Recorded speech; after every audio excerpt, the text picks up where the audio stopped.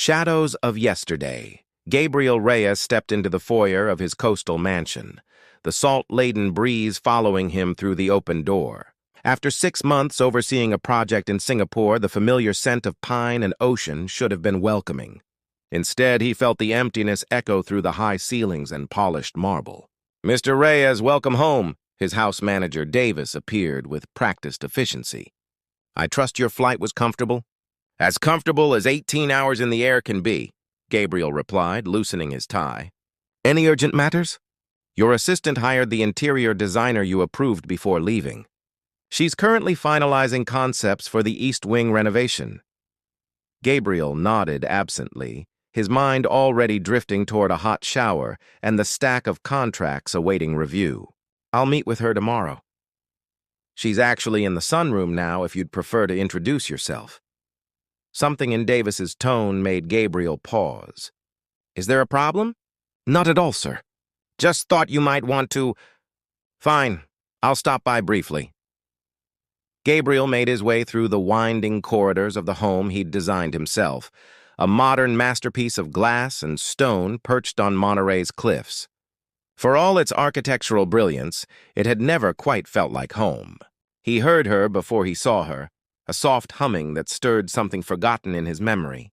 When he rounded the corner into the sunroom, time collapsed. Elena Vasquez stood with her back to him, her dark hair falling in waves down her back as she studied fabric swatches against the window. Sunlight kissed her profile, highlighting the same gentle curve of her cheek he'd traced countless times under starlit skies 16 years ago. "Elena!" The name escaped his lips before he could catch it. She turned, surprise widening her eyes, those same amber eyes that had once looked at him with all the love in the world. "Gabriel," neither moved. The space between them, merely feet of polished hardwood, seemed to contain all the years, choices, and regrets that had separated them. "You're my interior designer?" He finally managed, professional demeanor falling into place like armor. "I am," she replied, recovering her composure. "Though I wasn't aware you were the client." "The contract came through your assistant." Gabriel studied her, cataloging the changes time had wrought. The girl he'd loved had become a woman with confidence in her stance and wisdom in her gaze. "It's been a long time." 16 years, 4 months, she said, a slight flush coloring her cheeks at the admission of such precise remembrance. The air between them grew heavy with unspoken words. Gabriel cleared his throat. "Your portfolio must be impressive for my assistant to select you." "I've done well enough." Her smile didn't reach her eyes. "The East Wing has beautiful bones. Your design work has always been exceptional. You followed my career? It's hard not to notice when someone from our small town becomes one of the country's leading architects." An uncomfortable silence settled between them, filled with the ghosts of teenage promises and first love. "I can request another designer if this is too awkward," Elena finally offered. Gabriel should have agreed. Instead, he heard himself say, "No need. We're professionals. The past is the past." She nodded, but the slight tremble in her hands as she gathered her materials betrayed her calm exterior. "I should unpack," he said, retreating a step. "We can discuss the project details tomorrow." "Of course. Welcome home, Gabriel." The phrase lingered in the air long after he'd left the room, stirring something deep within his chest. A feeling he'd thought long buried beneath blueprints and business deals. Home had never been this house, despite its perfect proportions and breathtaking views. Home had once been wherever Elena was. Broken bridges. Morning light streamed through the wall of windows as Gabriel poured himself a cup of coffee. Sleep had eluded him, his mind trapped in a carousel of memories. Elena's laugh echoing across the lake where they'd spend summer afternoons. Her tearful face the night he left for university with promises to return that he never kept. The sound of heels against marble announced her arrival. Elena entered the kitchen dressed in a professional navy dress, hair pulled back in a sleek ponytail, so different from the free-spirited girl who once wore wildflowers in her hair. "I didn't expect to find you here," she said, stopping at the doorway. "I usually have the house to myself until 9. Gabriel gestured to the coffee pot. "Help yourself." I've been up since 4, jet lag. She hesitated before accepting, maintaining careful distance as she reached for a mug. About yesterday, I want to assure you I can maintain professional boundaries. I never doubted that. He watched her over the rim of his cup. How long have you been in Monterey? Last I heard, you were in Chicago. 3 years now. Elena stirred cream into her coffee, eyes fixed on the swirling liquid. After my grandmother's stroke, I moved back to California to be closer. Her medical bills. She trailed off, straightening her shoulders. This contract is important to me. Understanding dawned. So it's not just about designing beautiful spaces. Few things in life are that simple. Her eyes met his, challenging. You taught me that. The accusation hung between them, sharp and undeniable. Elena, we should discuss the East Wing, she interrupted, retrieving her tablet. I've drafted 3 concepts based on the existing architecture. Gabriel recognized the deflection, but allowed it. Show me. For 30 minutes, they maintained the facade of client and designer, discussing color palettes and furniture placement while carefully avoiding any personal connection. These are excellent, Gabriel finally said, genuinely impressed. You've always had an eye for beauty, but your technical skill has become remarkable. Thank you. She tucked a strand of hair behind her ear, a familiar gesture that made his chest tighten. Success came later for me than some. The implication was clear. While he'd been building his empire, she'd struggled.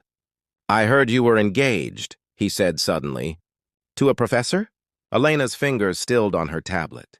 That ended 2 years ago. He couldn't handle my grandmother's caretaking priority. I'm sorry. Are you? Her voice was soft but pointed. You left without looking back, Gabriel. Your scholarship, then internship, then firm, always another reason to stay away from our small town. From me? Gabriel set down his cup with more force than intended. You think it was easy? I had nothing to offer you then. I never asked for anything but you. The raw honesty in her voice stripped away his defenses. My father was a drunk who couldn't keep the lights on, he said, old anger resurfacing. I watched my mother work herself to death for a man who didn't deserve her sacrifice. I refused to repeat that pattern. So you decided for both of us. I built something of myself, something substantial. Elena gestured around the empty mansion. And are you happy, Gabriel? Does all this fill the spaces inside you? Before he could respond, his phone rang, his business partner with an urgent issue on the Singapore project. Gabriel answered, grateful for the interruption. Elena gathered her materials. I'll continue work in the East Wing. We can resume this conversation never.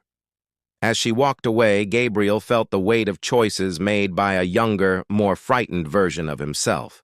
He had built walls of glass and stone, but the most impenetrable barriers were the ones he'd constructed around his heart. Moonlit confessions.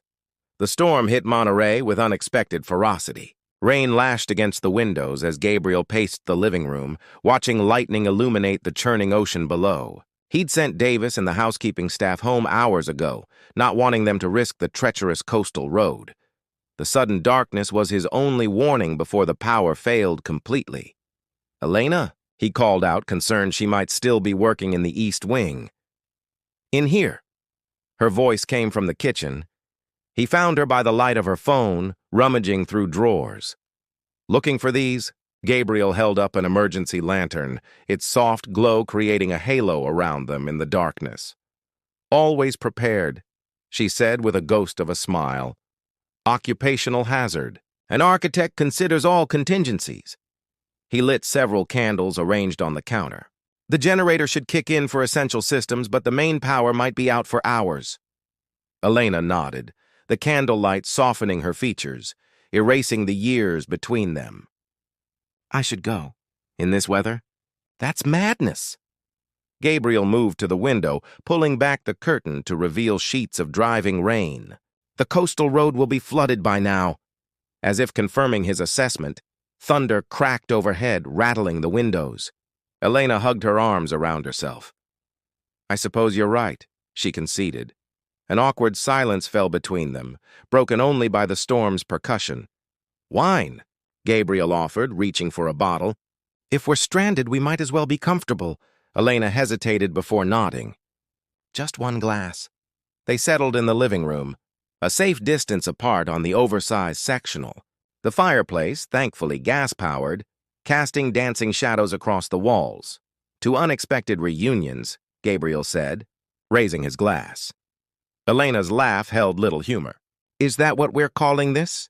The wine and firelight gradually thawed the ice between them. One glass became two as the storm continued its assault outside. Remember Mrs. Abernathy's boathouse? Elena asked suddenly, tucking her legs beneath her.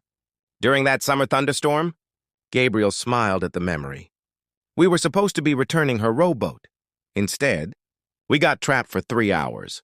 Best 3 hours of that summer, he said softly.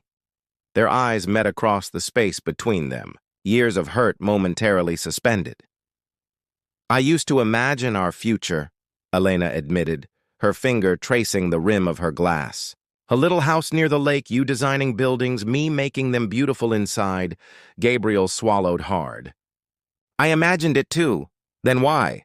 The question that had haunted her for 16 years finally emerged. Why didn't you come back? Not even when your mother died? The pain in her voice reached places inside him, long left untouched. Because I was ashamed, he confessed, setting down his glass. The scholarship was beyond anything I'd dreamed, but it wasn't enough. I took extra jobs, missed sleep, missed meals, anything to prove I wasn't my father. When I finally had success, years had passed. I convinced myself you'd moved on. I waited 3 years, she whispered. 3 years of letters you barely answered, calls that went unreturned. I thought I was protecting you from disappointment. My father made promises he never kept. I couldn't bear to do the same. Elena moved closer, candlelight reflecting in her tears. You hurt me by deciding what I needed without asking me. I know that now. His voice cracked with emotion, long suppressed. Seeing you here, in the house I built while trying to forget you, it feels like some cosmic joke. Outside, the storm began to subside, but neither noticed as the distance between them slowly closed. I never forgot the taste of blackberries, Elena said softly. We picked them that last day together. By the creek, Gabriel finished. Your lips were stained purple. Their fingers touched on the cushion between them, a tentative bridge across the years of separation. I'm not that boy anymore, he warned. Elena's eyes, luminous in the firelight, held his. And I'm not that girl. Maybe that's the point. When their lips finally met, it wasn't with the urgent passion of youth, but with the careful tenderness of adults who understood the fragility of second chances. The storm outside quieted, as if nature itself was holding its breath for what might come next.